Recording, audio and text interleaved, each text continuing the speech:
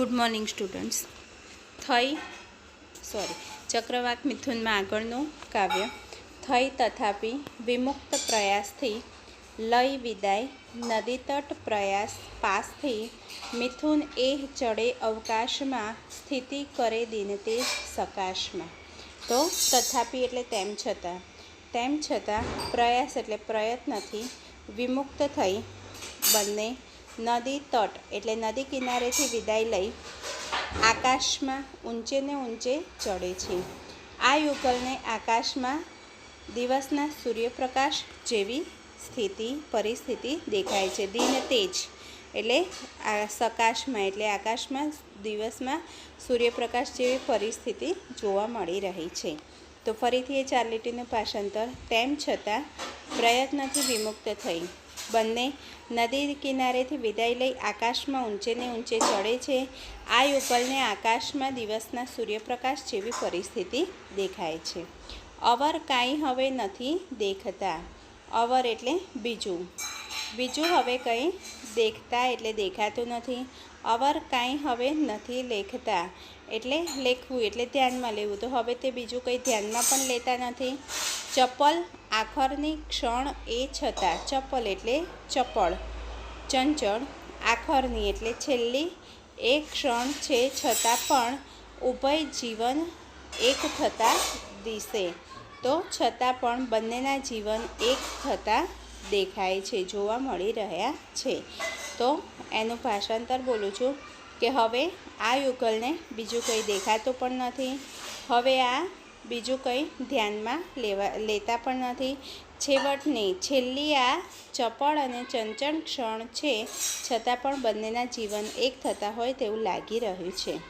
धीमे धीमे गति करी जतो पश्चिमे सूर्य जेम उड़ी बने ग्रहण करता उन्नत स्थान तेम दृष्टि प्रेरे वितत गगने कांति कईना जणाय आछी आछी रस रहित त्या वादळियों तणाय। तो धीमे धीमे सूर्य जेम धीमे धीमे पश्चिम तरफ गति करे छे तेम आ बंने युगल आकाश में उड़ीने उन्नत एटले ऊंचुं स्थान प्राप्त करे छे अथवा तो ऊंचे पहोंचे छे। युगल विशाळ गगन आकाश तरफ नजर करे छे पण त्यां तेज देखा कांति कई ना जणाय एटले के तेज कई जोवा मळतुं नथी। आछी आछी रस रहित एटले के रस वगरनी आछी आछी वादळीओ खाली जोवा मळे छे। तो आनुं भाषांतर जेम जेम सूर्य पश्चिम तरफ गति करे छे तेम आ बंने पण आकाशमां उड़ीने ऊंचुं स्थान प्राप्त करे छे। आ युगल विशाळ आकाश तरफ नजर करे छे पण त्यां कोई तेज देखातुं नथी। त्यां तो आछी आछी रस वगरनी वादळीओ पथरायेली जोवा मळे छे। उदधी एटले समुद्र दरियो उदधी ने रविबिंब हवे अड़े एटले समुद्र ने सूर्यनुं बिंब सूर्यना प्रकाशो अड़े छे स्पर्श करे छे। अति समुच्छित ते हवे चढ़े अने ते आ युगल ए समुच्छित एटले आ किनाराओने जोवा माटे ऊंचे ने ऊंचे चढ़े छे। क्षण लगी परिरंभ करी सहे एटले थोड़ी वार सुधी बंने एकबीजाना प्रेम में आलिंगन करे छे।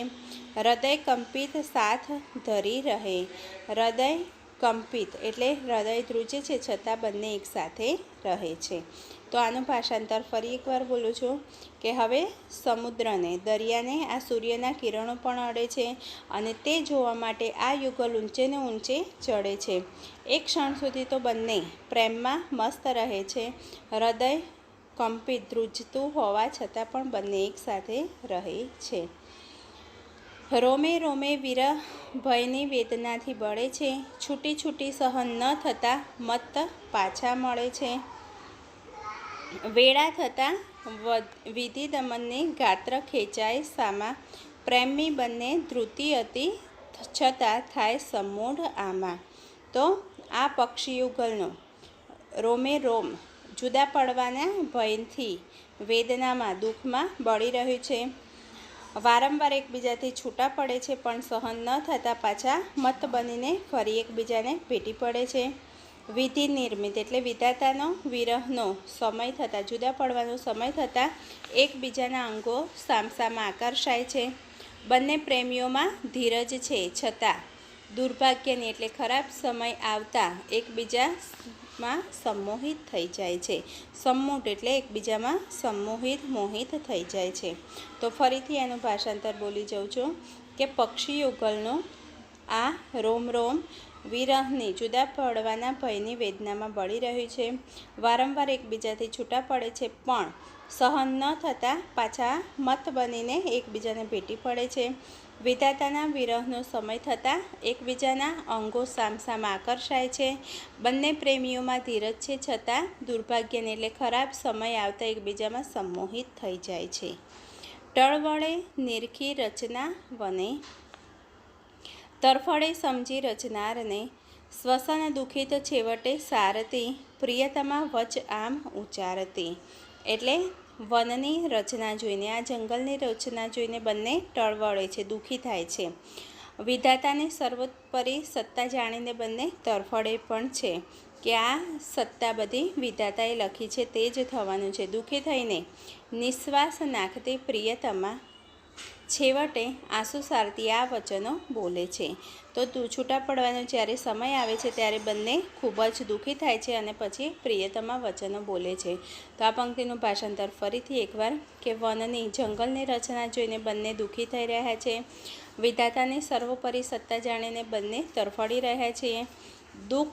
દુઃખી થઈને નિશ્વાસ નાખતી પ્રિયતમા છેવટે આંસુ સારે છે અને આ પ્રમાણે વચનો ઉચ્ચારતી એટલે આ પ્રમાણે વચનો બોલે છે.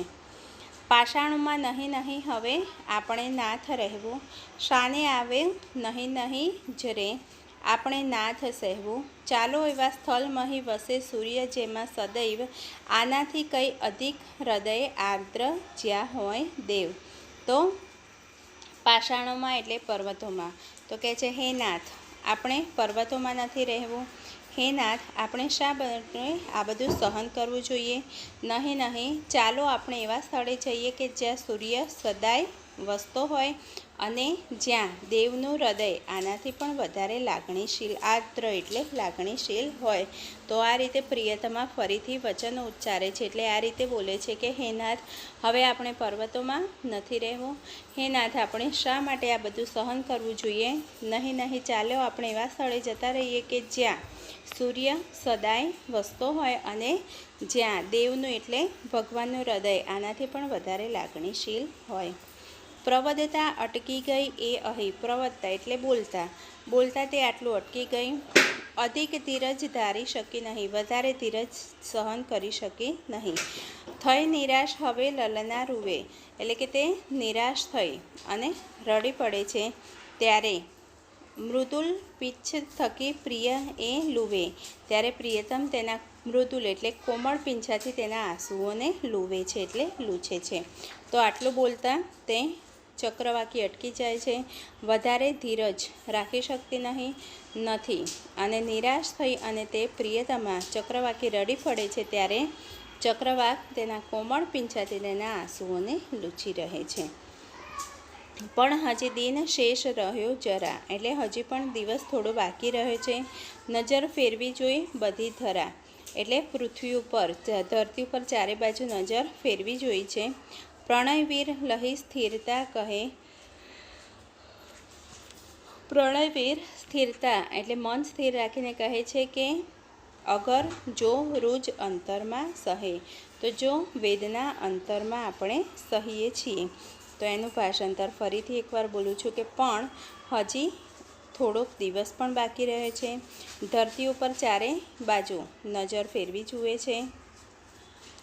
આ પ્રણયવીર સ્થિરતા રાખીને કહે છે કે જો વેદના એટલે કે દુઃખ અંતરમાં આપણે સહન કરવાનું છે, આપણું દુઃખ આપણે મનમાં સહન કરવાનું છે. હા શબ્દો આ સરળ સરખા મર્મને તીવ્ર ભેદે, એટલે પ્રિયતમા કહે છે હા આ શબ્દો સરળ એટલે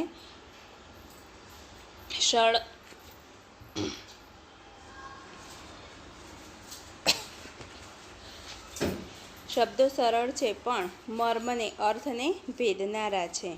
ગર્ભાત્માને એટલે અંતરાત્મામાં પ્રગટેલી ધીરજને પણ વીંધી નાખે છે. હે પ્રિય સખી, જ્યાં દિવસ લાંબો હોય, લાંબા છે ત્યાં દિન, એટલે કે જ્યાં દિવસ લાંબો હોય ત્યાં હે પ્રિયસી કે રાત્રિ પણ લાંબી જ હોવાની. આ ઐશ્વર્ય એટલે આ સુંદરતા સંસારમાં પ્રણય સુખની આશા જ આપણે શું કામ રાખવી જોઈએ? તો પ્રણય સુખની આશા આપણે રાખવી નકામી છે.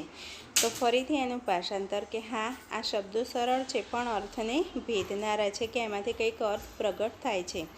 અંતરાત્મામાં પ્રગટેલી ધીરજને સાવ વીંધી પણ નાખે છે અને કહે છે કે હે પ્રિય સખી, જ્યાં દિવસ લાંબો હોય ત્યાં રાત પણ એટલી જ લાંબી હોવાની માટે આ ઐશ્વર્ય એટલે સંસારમાં પ્રણય સુખની આશા જ નકામી છે. અવર કાંઈ ઉપાય હવે નથી. અવર એટલે બીજો કંઈ હવે ઉપાય નથી.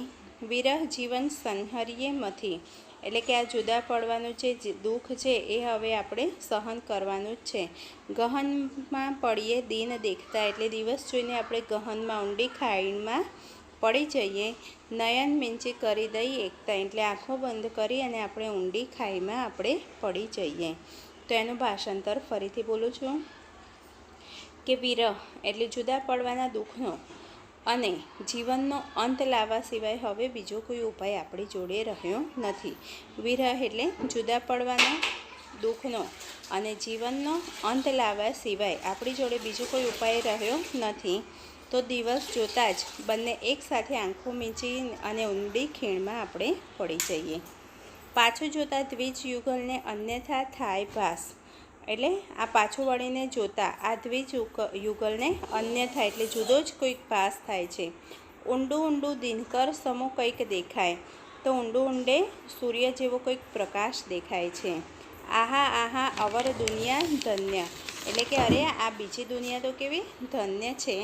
આટલું બોલતા જ નીચે ઉતરી પડતું વેગથી દંપતી ત્યાં, અને આટલા બોલતા જ દંપતી એટલે યુગલ ઝડપથી, વેગથી એટલે ઝડપથી નીચે ઉતરી પડે છે. તો ફરીથી પાછું વળીને જોતાં આ દ્વિજ યુગલને કંઈક જુદો જ ભાસ થાય છે. ઊંડે ને ઊંડે સૂર્યના પ્રકાશ જેવું કંઈક પ્રકાશ દેખાઈ રહ્યો છે અને કહે છે કે અરે આ દુનિયા તો બીજી દુનિયા કેટલી સુંદર છે, ધન્ય છે. આટલું બોલતા દંપતી વેગથી ઝડપથી ત્યાં નીચે ઉતરી પડે છે. અધિક એ પ્રકાશ થતો જતો, અધિક એટલે વધારે, એ પ્રકાશ ધીરે ધીરે વધતો જાય છે. જવ જનાર તણો વધતો જતો, એટલે કે જવ જનાર, જનારાનો વેગ પણ એ તરફ જનારનો વેગ ગતિ પણ વધતી જાય છે. અમિત એ અવકાશ તણે મહી, કહી અચેતન એક દિશે નહીં, એટલે વિશાળ એ આકાશમાં ક્યાંય કશું અચેતન જણાતું નથી. તો છેલ્લી પંક્તિનું ભાષાંતર ફરીથી એકવાર બોલી જાઉં છું કે એ પ્રકાશ જેમ જેમ વધતો જાય છે તેમ જનારાનો વેગ ગતિ પણ વધતી જાય છે અને વિશાળ એ આકાશમાં ક્યાંય કશું અચેતન એટલે કે કંઈ અચેતન જેવું જણાતું નથી. અને આ કાવ્ય એ પૂરું થાય છે. કાવ્ય પૂર્વાલાપમાંથી લેવામાં આવ્યું છે. દરેકે આ